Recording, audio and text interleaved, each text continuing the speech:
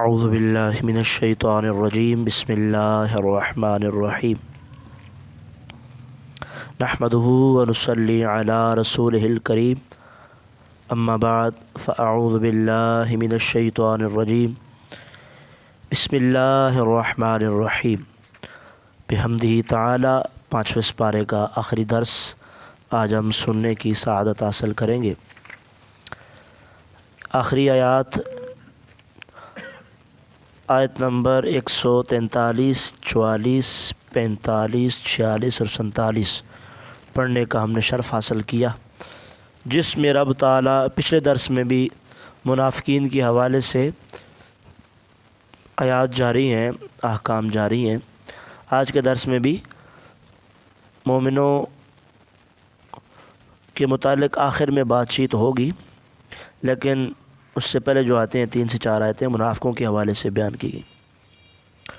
مذبذبین، ترجمہ سماعت فرمائیں، ڈگمگا رہے ہیں، تذبذب کا شکار ہے، ٹھیک ہے جی۔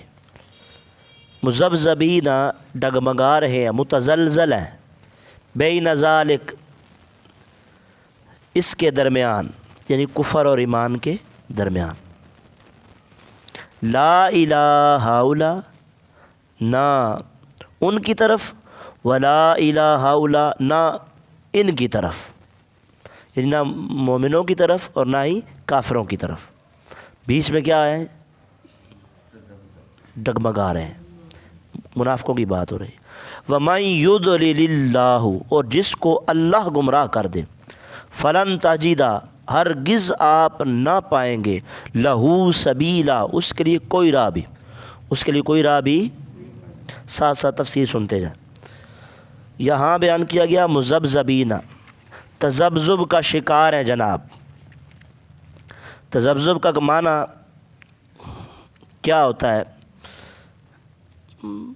علماء فرماتے ہیں مذبذب اس شخص کو کہتے ہیں جو دو چیزوں یا دو کاموں کے درمیان متردد ہو۔ تذبذب کا اصل معنی ہوتا ہے تحیر، حیران کن پھرنے والا، اضطراب کا شکار ہو، اس کو ایک کئی مقام پہ چین ہی نہ آئے، کبھی ادھر کبھی ادھر۔ یہ منافقوں کے لیے اس لیے بولا گیا کیونکہ منافق اپنے دین میں متحیر ہوتا ہے، حیران کن پھر رہا ہوتا ہے، وہ کسی صحیح اعتقاد کی طرف رجوع نہیں کرتا، کسی صحیح عقیدے کی طرف۔ منافقین نہ مشرکین کی طرح صراحتاً جاتے ہیں، اور نہ ہی ان کی طرح صراحتاً شرک کرتے ہیں، اور نہ ہی مومنوں کی طرح صحیح طرح سے ایمان میں مخلص ہوتے ہیں، نہ ایک کی طرف نہ دوسرے کی طرف واضح نہیں ہوتے، وہ اس کے درمیان مذبذب ہوتے ہیں، اسلام اور کفر کے درمیان مذبذب ہوتے ہیں، تذبذب کا شکار ہوتے ہیں، ڈگمگا رہے ہوتے ہیں۔ تو اس لیے فرمایا مذبذبین بین ذالک، وہ ان کے درمیان ڈگمگا رہے ہیں، لا الہ ہؤلاء ولا الہ ہؤلاء، نہ ان کی طرف نہ ان کی طرف۔ اور فرمایا جسے اللہ گمراہ کر دے، مطلب یہ ہے کہ جس کو، اس کا معنی یہ ہے کہ جس کے کفر اور اس کے خباثت کی وجہ سے اللہ اس سے ہدایت کی صلاحیت کو سلب کر لے، تو اے محبوب آپ اس کو ہدایت یافتہ نہیں بنا سکتے۔ اب یہاں پہ خبیث کو یہ کہہ دے، لو جی دیکھو اللہ نے فرما دیا کہ تسی بھی ہدایت نہیں دے سکتے، اور محبوب بھی ہدایت نہیں دے سکتے، اللہ کے نبی بھی ہدایت نہیں دے سکتے، تو وہ جاہل ہے، اس کو پتہ ہی نہیں ہے ہدایت کے بنیادی طور پر 2 معنی ہوتے ہیں۔ کچھ لوگ ہوتے ہیں نا سیدھا سیدھا قرآن پڑھنے والے، تو پتہ ان کو ہوتا ہی نہیں ہے ہدایت کے بنیادی 2 معنی ہیں، یہ آپ بھی ذہن میں رکھیں، یہ اصل ٹکرا رہے ہوتے ہیں لوگ، ایسے جاہل قسم کے بد عقیدہ لوگ۔ ہدایت کے 2 معنی ہوتے ہیں، ایک ہے رستہ دکھانا، جسے کہتے ہیں اراۃ الطریق، اور دوسرا ہے ایصال الی المطلوب، مقصد تک پہنچانا۔ رستہ دکھانا اور ہدایت کے کتنے معنی ہیں؟ سارے بولو۔ نمبر 1 کیا ہے جی؟ رستہ دکھانا، یہ آپ سمجھ جائیں گے کبھی کسی بدعقیدہ سے گمراہ نہیں ہوں گے، یہ میں گارنٹی دیتا ہوں آپ کو۔ یہ علماء اصول نے جو اصولین مقرر کرنے والے، جیسے نور الانوار اٹھا کے پڑھو اصول فقہ، اور اس طرح اصول تفسیر فوز الکبیر اٹھا کے پڑھو، اس میں شیخ عبدالحق محدث دہلوی رحمۃ اللہ علیہ نے لکھا، ٹھیک ہے، کہ ہدایت کے 2 معنی ہیں، اراۃ الطریق اور ایصال الی المطلوب۔ اے محبوب آپ اسے ہدایت نہیں دے سکتے، اس کے لیے آپ کوئی راہ نہیں پائیں گے۔ مطلب یہ ہے کہ اللہ جسے گمراہ کر دے اسے آپ ہدایت نہیں دے سکتے۔ مطلب یہ ہے کہ ہدایت یافتہ اس کو آپ منظر مقصود تک نہیں پہنچا سکتے، ہدایت مل جائے اسے یہ نہیں ہو سکے گا۔ ہاں آپ کا جو منصب ہے وہ آپ ساری مخلوق کو رستہ دکھا رہے ہیں، تو رستہ دکھانا آپ کا کام ہے، لیکن جس کے کفر اور خباثت کی وجہ سے، اس کی منافقت کی وجہ سے اس سے ہدایت کی جو استعداد ہوتی ہے، صلاحیت ہوتی ہے، اللہ اگر وہ سلب کر لے تو محبوب آپ اس کو منزل مقصود تک نہیں پہنچا سکتے، منزل مقصود تک۔ تو ہدایت کا جو کی نسبت اگر اللہ کی طرف کی جائے تو اس کا مطلب ہوتا ہے ایصال الی المطلوب، یعنی مقصد تک پہنچانا۔ اور اگر نبی علیہ السلام یا کسی اللہ کے علاوہ کسی غیر اللہ کی طرف کی جائے تو جناب والا اس سے مراد رستہ دکھانا ہوتا ہے۔ جیسے ہم کہتے ہیں اہدنا الصراط المستقیم، اے مولا ہمیں سیدھا رستہ دکھا، یعنی منزل مقصود تک پہنچا۔ اور اگر یہی ہدایت کی نسبت اللہ کے نبی کی طرف ہو جائے تو مطلب ہمیں رستہ دکھا، ہدایت والا وہ رستہ دکھا۔ تو یہاں مطلب یہ ہے کہ محبوب آپ کا منصب ہے رستہ دکھانا، وہ تو آپ دکھا رہے ہیں، ساری مخلوق کو دکھا رہے ہیں، لیکن جس کے کفر اور منافقت کی خباثت کی وجہ سے اگر اسے ہدایت کی جو صلاحیت سلب ہو جائے تو آپ پھر اس کو ہدایت پر گامزن نہیں کر سکتے۔ سمجھ آ گئی جی؟ اگلی آیت، یا ایھا الذین آمنوا، ایک حدیث مبارکہ سن لے پہلے۔ آقا کریم علیہ الصلوۃ والسلام نے ارشاد فرمایا منافق کی مثال اس بکری کی طرح ہے جو بکریوں کے دو ریوڑوں کے درمیان حیران ہو، کبھی ایک ریوڑ کی طرف جاتی ہے اور کبھی اس ریوڑ کی طرف جاتی ہے، اس کو پتہ ہی نہیں چلتا۔ تو یہی حال منافق کی ہوتی ہے، وہ کبھی ایک کی طرف جھانکتا ہوا جاتا ہے اور کبھی دوسری کی طرف جاتا ہے، لیکن اس کو منزل کہیں بھی نہیں ملتی۔ یا ایھا الذین آمنوا لا تتخذوا الکافرین اولیاء من دون المؤمنین، اے ایمان والو اللہ کے سوا اے ایمان والو لا تتخذوا الکافرین، کافروں کو نہ بناؤ، اولیاء دوست، من دون المؤمنین سوائے مومنوں کے۔ اتریدون کیا تم چاہتے ہو، ان تجعلوا یہ کہ قائم ہو،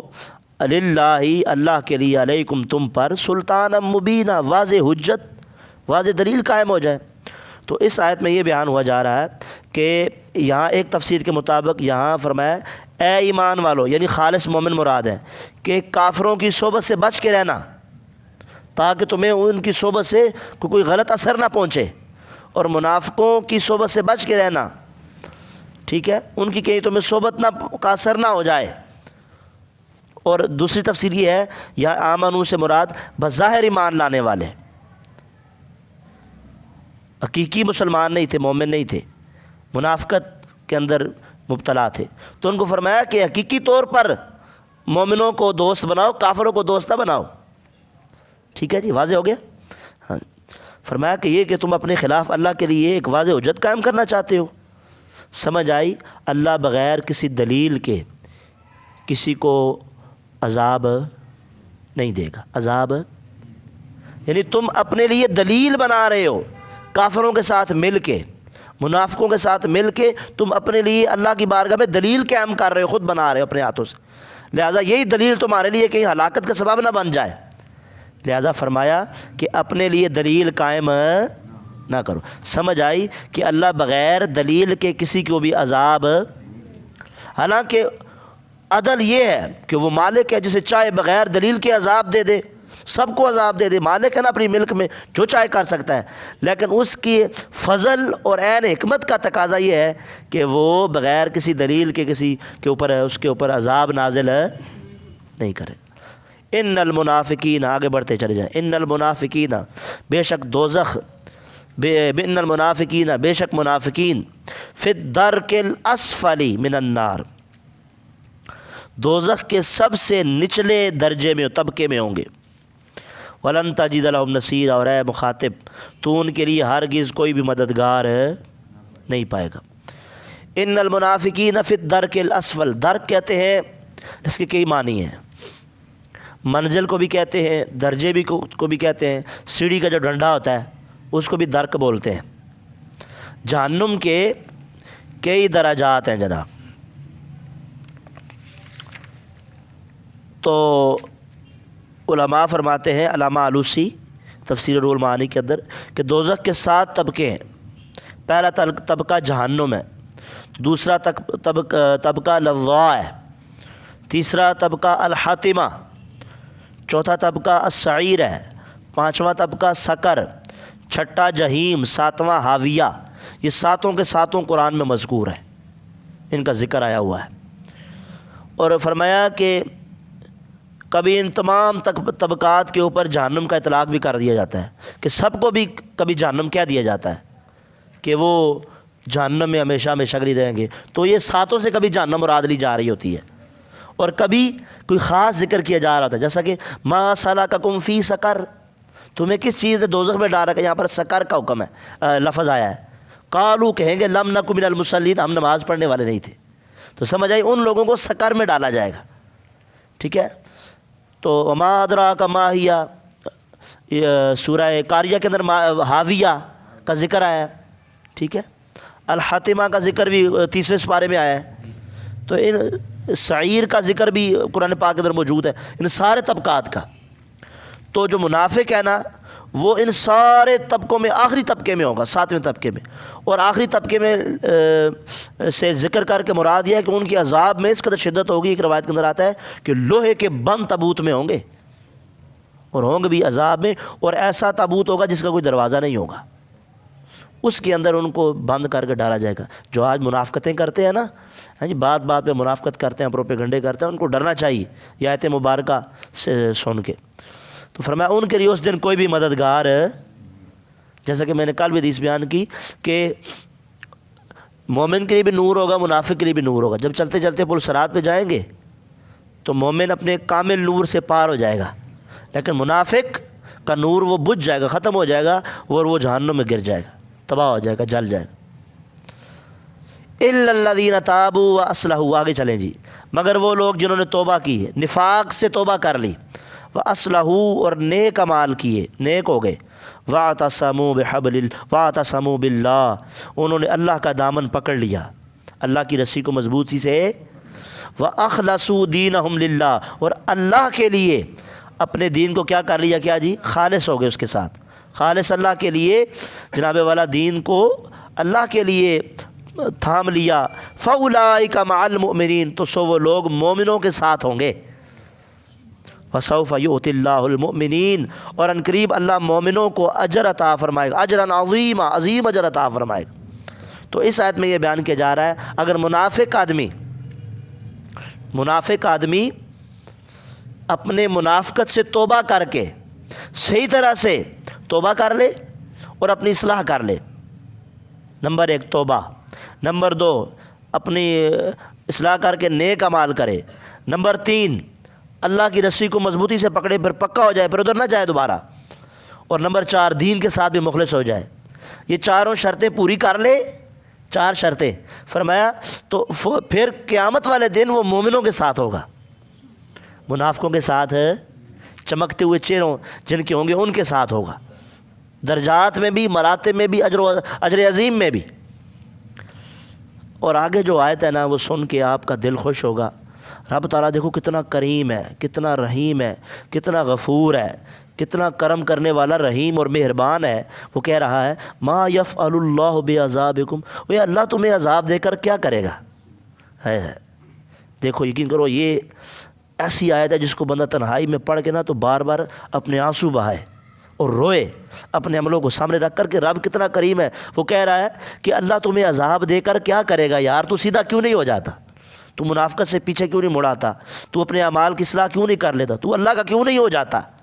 تو دین کے ساتھ خالص کیوں نہیں ہو جاتا، تو اپنے رب کے ساتھ، مالک کے ساتھ خاص کیوں نہیں ہو جاتا، وہ تمہیں اس کو عذاب دے کر ملنا کیا ہے۔